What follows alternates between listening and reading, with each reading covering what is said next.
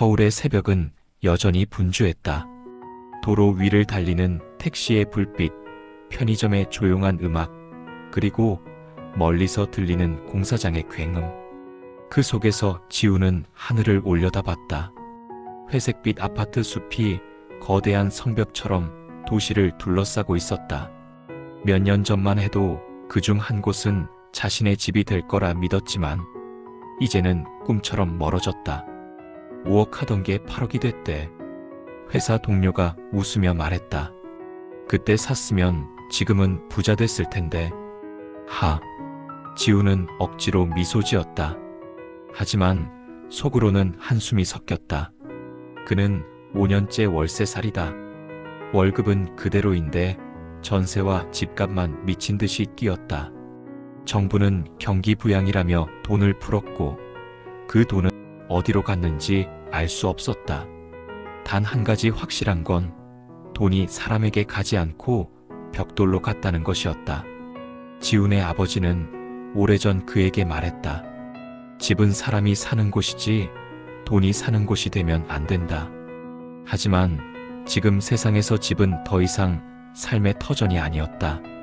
투자의 대상, 불안한 시대의 피난처, 그리고 가진 자와 못 가진 자를 구분하는 경계선이었다.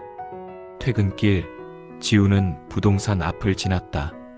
유리창엔 커다란 글씨가 붙어 있었다. 56% 상승, 지금 안 사면 늦습니다. 그 문장을 읽는 순간 가슴이 철렁 내려앉았다. 도대체 왜 오르는 걸까? 그가 중얼거리자 안에서 중개인이 웃으며 나왔다. 요즘 돈이 시장에 너무 많아요. 금리도 낮고 다들 현금보다 집을 잡아요. 그래서 오르는 거죠. 지우는 물었다. 그럼 나 같은 사람은요? 중개인은 잠시 망설였다가 미소를 지었다. 그런 분들은 더 늦기 전에 사야죠. 지우는 대답 대신 고개를 숙였다. 더 늦기 전에라는 말이 그를 짓눌렀다. 이미 너무 늦었는데. 그날 밤 그는 작은 원룸으로 돌아왔다. 천장은 낮았고 벽지는 군데군데 벗겨져 있었다. 하지만 월세는 80만 원이었다. 뉴스에서는 연일 집값 안정이라는 단어가 흘러나왔다. 그는 리모컨을 던져버렸다. 누굴 위한 안정이야? 창밖엔 재개발 현장이 보였다. 커다란 크레인이 하늘을 긋고 먼지가 바람에 날렸다. 그 아래로 이주 통보를 받은 노인들이 하나둘씩 떠났다. 우리 집은 어디 가나? 지우는 담배를 물며 중얼거렸다. 다음 날 회사 점심시간에 동료들이 또 부동산 얘기를 했다. 이번엔 정부에서 또 돈 푼대. 금리 내린다고. 그럼 집값도 오르겠네. 당연하지. 가진 사람이 이길 수밖에 없지. 그 말에 모두 웃었다. 하지만 지훈만은 웃을 수 없었다. 그는 문득 깨달았다. 돈을 푸는 세상은 사람을 말리게 만든다는 것. 그날 저녁 그는 부모님이 사시던 낡은 주택을 찾아갔다. 10여 년 전 재건축 이야기가 나오며 집값이 오르기 시작했고 결국 세입자들에게 밀려 팔려버린 곳이었다. 그 자리에선 이미 높은 아파트가 솟아 있었다. 문 앞에 서니 경비원이 물었다. 입주민이세요? 지우는 고개를 저었다. 아니요. 그냥 옛날에 여기 살았던 사람입니다. 그는 잠시 멍하니 서 있었다. 바람이 불어와 머리를 흩날렸다. 이 동네에 다시 돌아올 수 있을까? 그는 스스로에게 물었지만 대답은 이미 알고 있었다. 시간이 지나면서 지우는 조금씩 변했다. 돈을 모으기 위해 야근을 자청했고 주식에도 손을 댔다. 하지만 시장은 냉정했다. 오르는 건 부자들의 자산뿐이었다. 그는 지쳤다. 꿈꾸는 대신 버티는 살. 어느 날 그는 카페에서 우연히 친구 수연을 만났다. 수연은 작은 빵집을 운영하고 있었다. 요즘 어때? 지훈이 물었다. 힘들지. 재료비도 오르고 임대료도 올랐어. 근데 웃긴 건 내 손님들 대부분은 집값 때문에 불안해하면서도 매일 커피를 사가.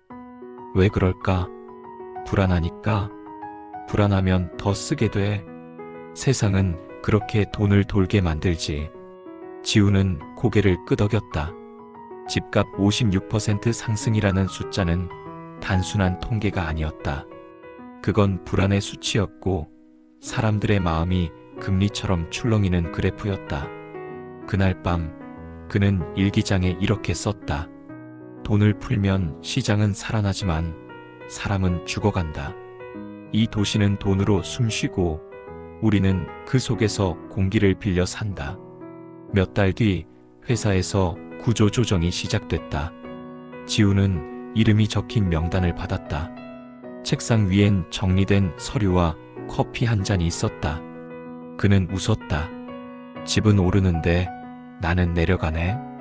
퇴근 후 그는 마지막으로 부동산 앞을 지나갔다. 유리창에 붙은 문구가 바뀌어 있었다. 76% 상승. 더 늦기 전에 움직이세요. 그는 그 글씨를 바라보다가 천천히 걸었다. 그리고 속삭였다. 나는 돈이 아니라 내 삶을 살고 싶었을 뿐인데. 어느새 해가 저물고 도시의 불빛이 하나둘 켜졌다. 수많은 창문 속에서 누군가는 웃고 누군가는 울고 있었다. 모두가 같은 도시 안에 있지만 누군가는 집을 가지고 있고 누군가는 여전히 빌려 산다. 지우는 발걸음을 멈췄다. 그는 더 이상 하늘을 보지 않았다. 대신 발 아래를 바라보았다. 그가 딛고 서 있는 이 땅조차 이제는 누군가의 소유였다. 그리고 그는 마음속으로 조용히 중얼거렸다. 집이 아니라 사람의 값이 올랐으면 좋겠다. 하지만 그 바람은 오래전부터 아무도 듣지 않는 소리가 되어 있었다.